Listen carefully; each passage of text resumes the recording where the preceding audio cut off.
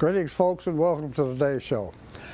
We have in our midst a very interesting small company that has been around for a lot of years, somewhere around 58, I think.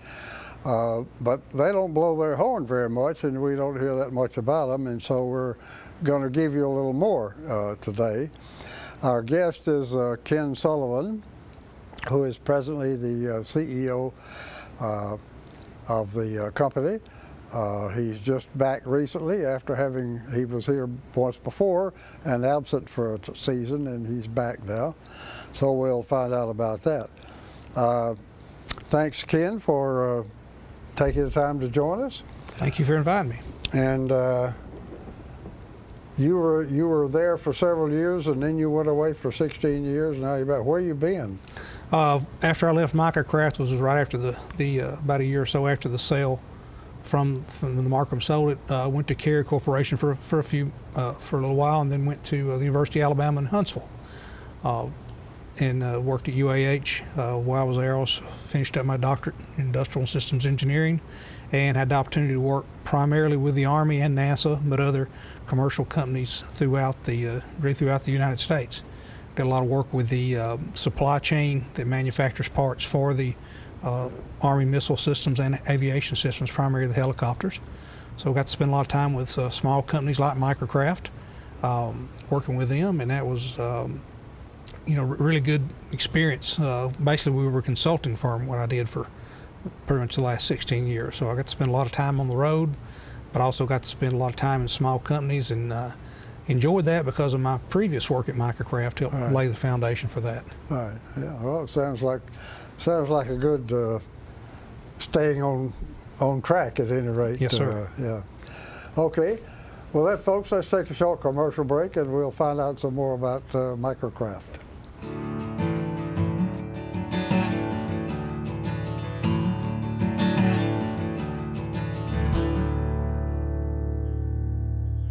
All I have to do to think about what I was physically before and what I am now, and I don't ever want to go back to that original situation.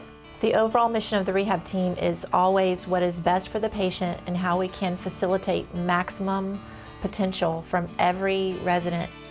Well, the most important thing to me is that I'm allowed to do whatever I want to do, Everyday miracles at Life Care Center of Tullahoma. Tired of paying for monthly telephone service, expensive long-distance bills, and all those crazy taxes? Are you sick of spending money on telephone equipment, maintenance contracts, and service calls, all for a phone system that shackles you to 100-year-old technology and your desk? Stop it. It's time to ship your phone system to the cloud. What can the cloud do for you? Bring together remote offices, workers, and employees in the field. Make sure that you'll never miss calls by delivering them to multiple devices. Modernize faxing by allowing multiple faxes to be sent and received at once, and delivered to email. Get your voicemail messages instantly through email too, and take advantage of an endless supply of customizable features. Host My Calls can deliver the cloud. All of this technology with low upfront costs and not one penny in capital expense. It's time for a phone solution you'll truly love from Host My Calls. Call the number below.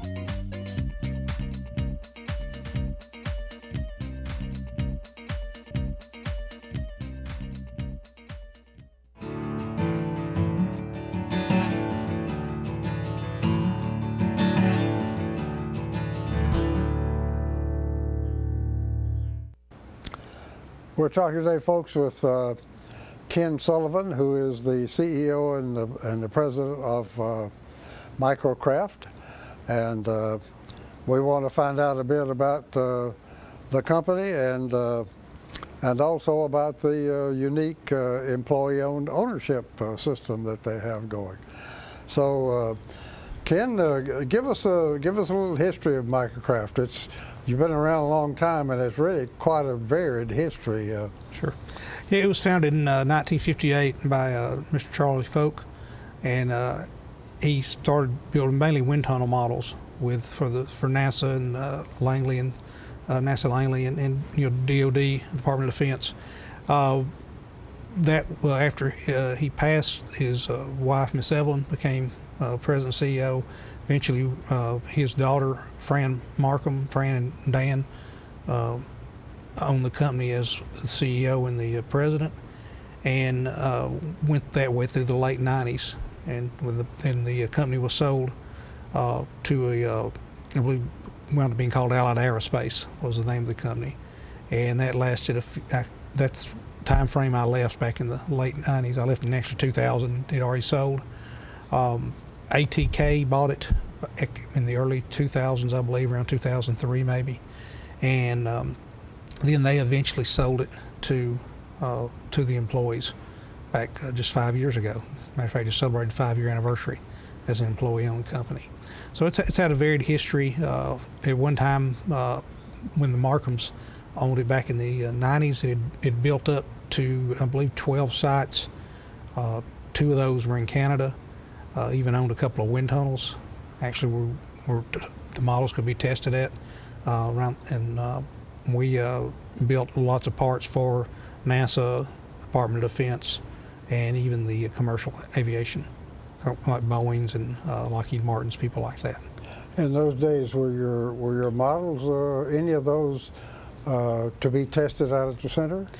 We have tested models out the center. The ones I worked on at that time were either tested at NASA Ames, or primary tested at NASA Ames, matter of fact. Okay. We did a lot of work at it. On the West Coast. But Yeah. we did do models, build models for over there, for ADC. All right. Well, how about the the kind of work that was going on during these varied periods? Right. I guess the most famous piece of hardware that is built over there was the X-43, which was the HyperX vehicle, which was to go to low Earth orbit. That's built to fly in low Earth orbit, if you will. It's, to my knowledge, it still holds the speed record of Mach. I believe it's right at Mach 10, which is 10 times the speed of sound. Yeah. So that's a pretty neat vehicle, and that was built in our facility. And we've built different types of research and development hardware over the years, as far as different types of things that NASA would like to build, or is looking at researching to build. Different types of hardware for his Department of Defense jets, missiles, things like that. We've built models, scaled models of that. Okay. What are how do things look now? What's your current product line? We're running a more of a mixed line than we used to. A lot of that has to do with the industry has changed. Good? Yeah, it depends on how you look at it. The industry has changed, and that has evolved with the way, years ago they used to only do the research with wind tunnel models. So they would maybe, like if they were doing an analysis of a certain design, they might build 4 or 5 different models. Well, nowadays with all the computer-aided design, and then really it's the analysis, like the computational fluid dynamics, which is called CFD. And that's about all I know about it. But they can do a lot more analysis on the computer, and instead of having to build models. So the model, there's not near as many models being built as there were in past years. Of course, the other thing too is there's not near as many projects being started or developed now for the Department of Defense or for NASA. So we've had to shift into building flight hardware, if you will, some commercial for commercial airlines, some for Department of Defense vehicles. You're building hardware for them? Yes, sir. Yeah. Okay.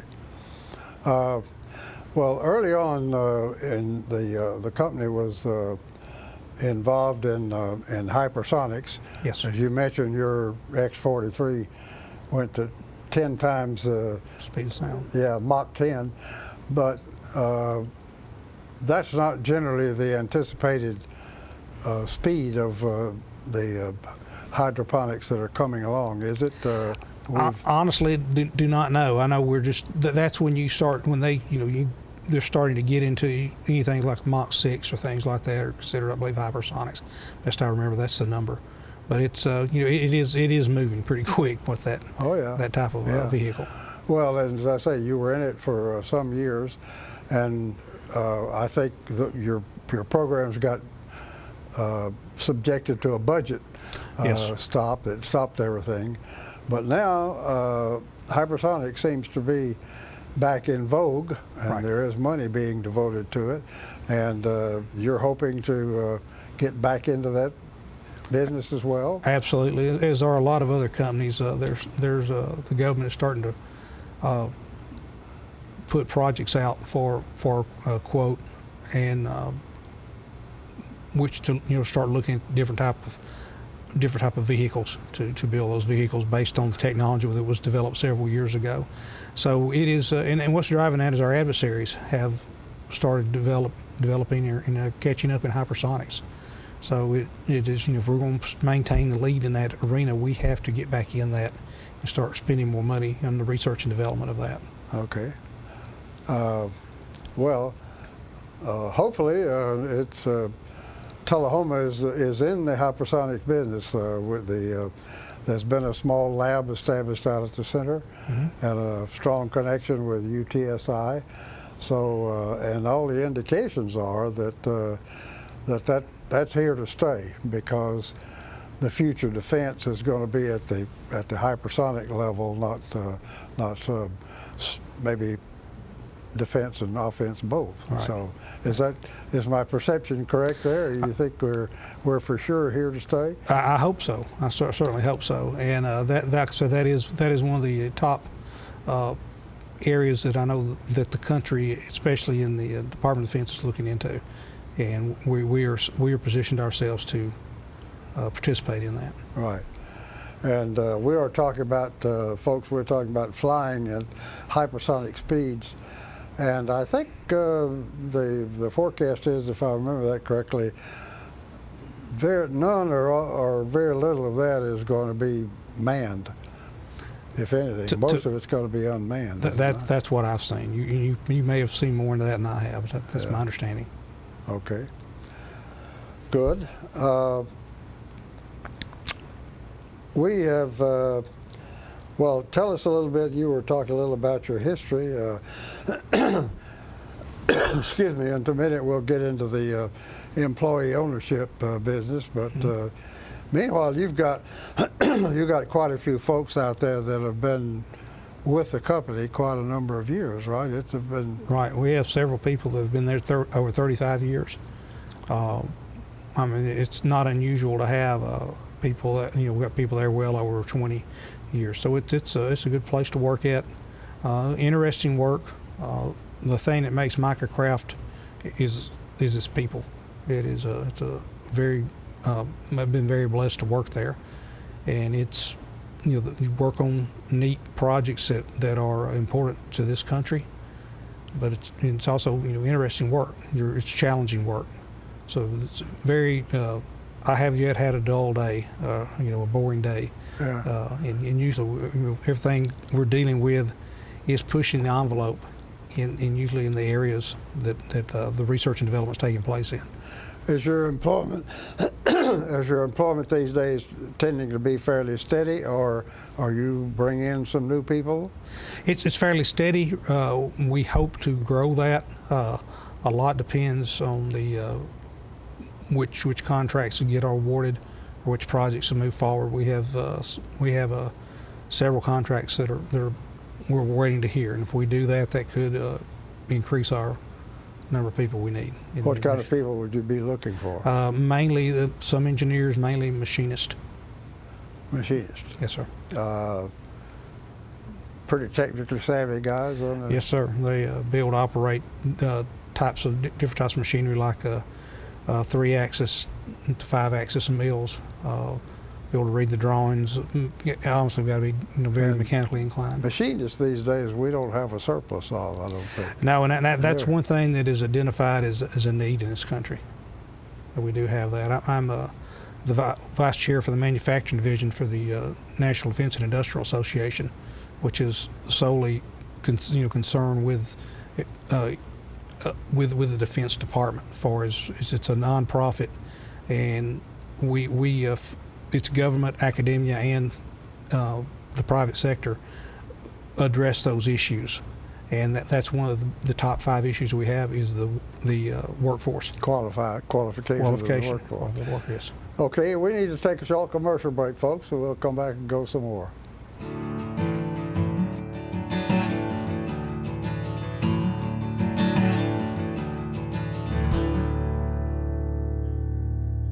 It's time for every family and business in Tullahoma to go green and recycle. Tullahoma Public Works makes it simple and easy to recycle. Just place your recyclable materials, paper, plastic, aluminum, and cardboard beside your garbage container on the same day your garbage is picked up. Your recycled materials don't have to be in a fancy container. Recycling is not only the right thing to do, it makes sense. Recycling pays. Paying to bury our garbage costs each of us. Please do your part. Let's go green, Tullahoma, and recycle. It's your trademark. That's something special everyone knows and remembers. It's your thing. It's made holidays special for decades and summers unforgettable for the entire neighborhood. It's made everyone laugh every single time. Don't let illness or injury keep you from doing your thing. The rehab team at Life Care Center of Tullahoma is ready to help you live well. I'm meteorologist Leland Statham from the News Channel 5 Weather Center. Look to Jim Fuller and crew for local news night here on Channel 6.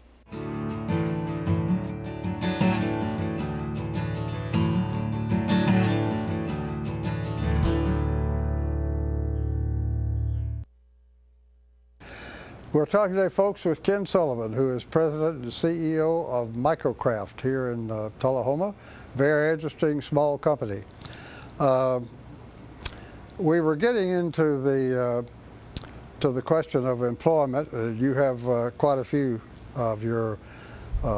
lot of your company that are pretty stable, and you've been through an interesting ownership transition, starting off as a family-owned business and then migrating into corporate ownership or subsidiaries of corporates, really, and then now you have migrated again into employee ownership. Tell the folks what is it? What is that? What does it mean? How does it work? Sure. It's the ESOP, which is let me make sure I get this right. Employee stock ownership plan. I believe that's our partnership. I believe that's what it is. So anyway, in 2011, the company, or I guess probably 2010, the company was given the opportunity or the employees were given the opportunity to buy the company from ATK. And they did that under the direction. Jim Herron led that effort and did a great job with that. Where basically what that means is the employees are the stockholders of the company. And they also vote the board of directors. And so not only do they work there, they also own the company. They also have the opportunity to participate on the board, to be as part of the board of directors and participate in the day-to-day business activities.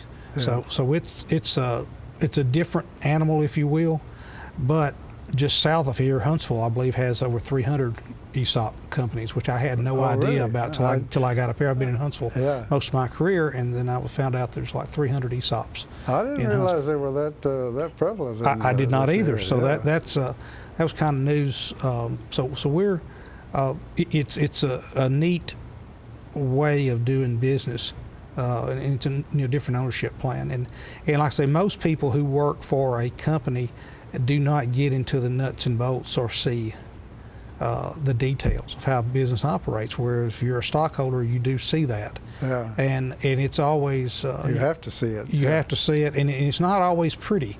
That's it's kind of like I've told people it's like being an elder in the church.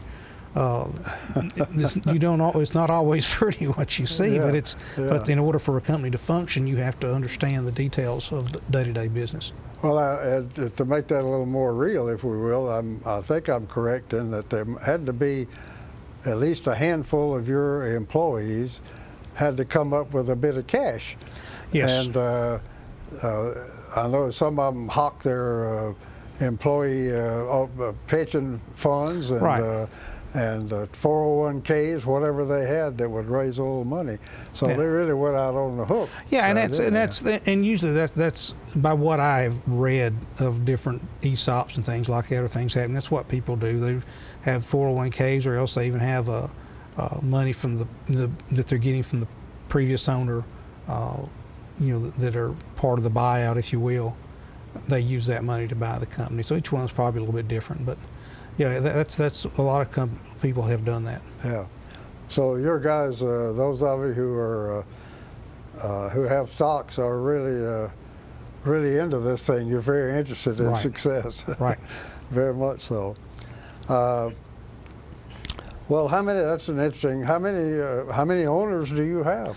Oh, we have a little over 60 employees, and probably a little bit less than that owners. They've not been there long enough to evolve into ownership. So you have to be there for a certain period of time before you start owning stock, getting stock. But eventually it's anticipated that employees who come in, who work for a while and are satisfactory and are going to contribute, will then be able to get a stake in the company as well. That's correct. And you must have had to have a stake to come back here after 16 years somewhere else. Well, I'm honestly not a stockholder quite yet. I've still, even though I'm the CEO, I've still got to roll into apprenticeship. Huh? That's right, but I hadn't served my apprenticeship. But it's like I say, my heart was wanted to come back into it. Yeah. I've always enjoyed the time I had at Microcraft, and the things I learned there helped project me into the next 16 years before I returned, and I got to do a lot of awesome things. Got to meet a lot of neat people. Got to finish up, I say, my doctorate degree. Got to spend a lot of time working in D.C., Washington D.C., with a lot of neat organizations, some government, some private. Got to spend time at MIT, Massachusetts Institute of Technology, doing some work there. But all that would have not have happened if I had not worked at Microcraft and really understood how the company operates, how basically how to design something, how to machine something, and that was the foundation. Okay. Who are your customers these days? Can you tell us? Yeah, we have. Sometimes we're called, like a supplier, as far as like first tier supplier that sells directly to the end customer, like it may be like a Boeing.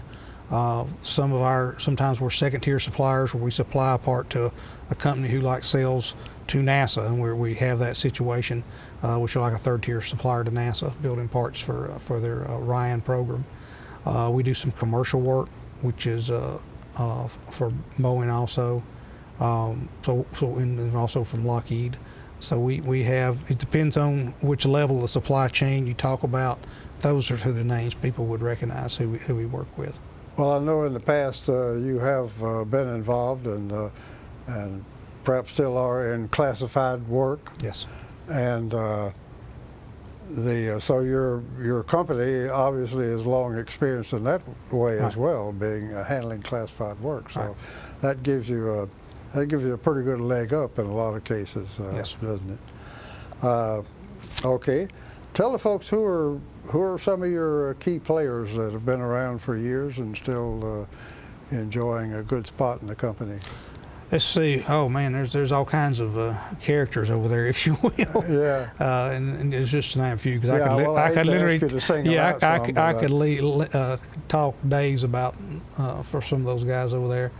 Scott Ralston's our engineering manager. Has been there 20 something years, I believe, or maybe 25 years. He's the engineering manager. He's an engineering manager. Scott's a great guy.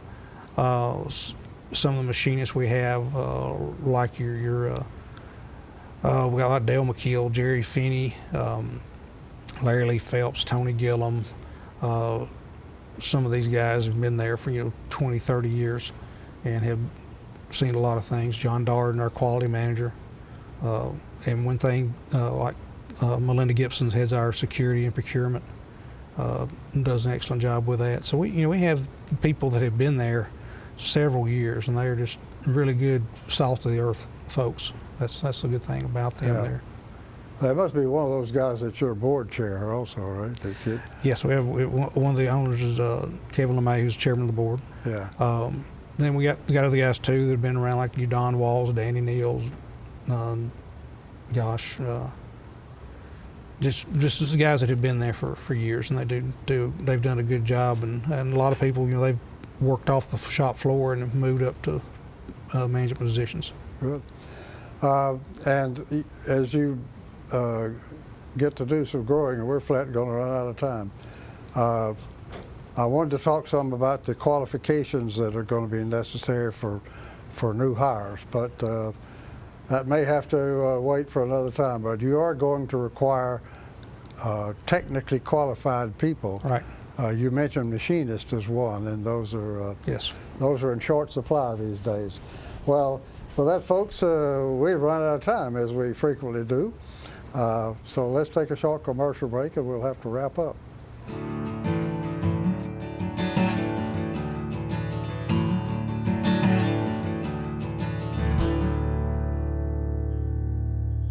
The Russell Barnett Automotive family is the largest automotive retailer in southern Middle Tennessee. With over 1,200 vehicles to choose from, we are your one-stop shop. Check out our awesome website, russellbarnett.com. There's over 1,200 vehicles to choose from. Stop by one of our 5 locations. That's Russell Barnett Chrysler Dodge Jeep Ram, Chevrolet GMC, and Ford of Winchester, or Russell Barnett Ford and Kia of Tullahoma. And remember, why buy anywhere else? Get your news first, fast, and free with your news leader on 6 every Tuesday, Thursday, and Saturday nights at 6, 8, and 10 p.m. Local weather, sports, community calendar events, and a comprehensive look at the latest news stories and news makers as only a video news broadcast can do. Get it first, fast, and free with News Leader on Channel 6, your local information network.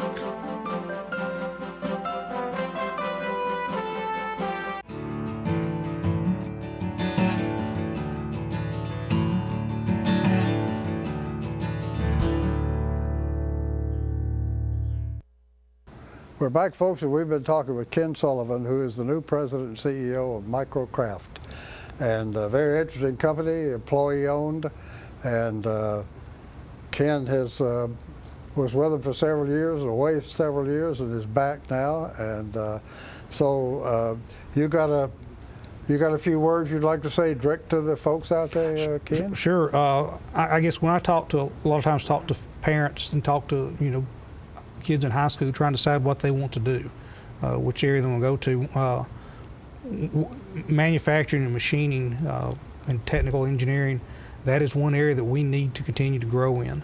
And you know, not everybody can go or really wants to go to a 4-year school, but we've got some good technical schools here. Cherville, Fayetteville, got my little college, good place to start and get into the field of manufacturing into that area.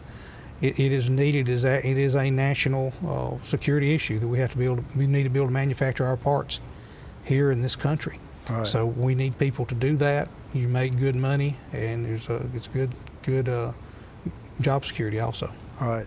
So you don't need to go to a 4-year college, but even the 2-year colleges are getting more and more technical, and it's going to be necessary to go at least that far in order to get the kinds of qualifications you're looking for, it sounds like. So, well, okay. With that, Ken, thanks very much for taking time to join us, and you certainly have our best wishes. Thank you. Thank you, folks, for inviting us into your parlor, and we'll see you next time.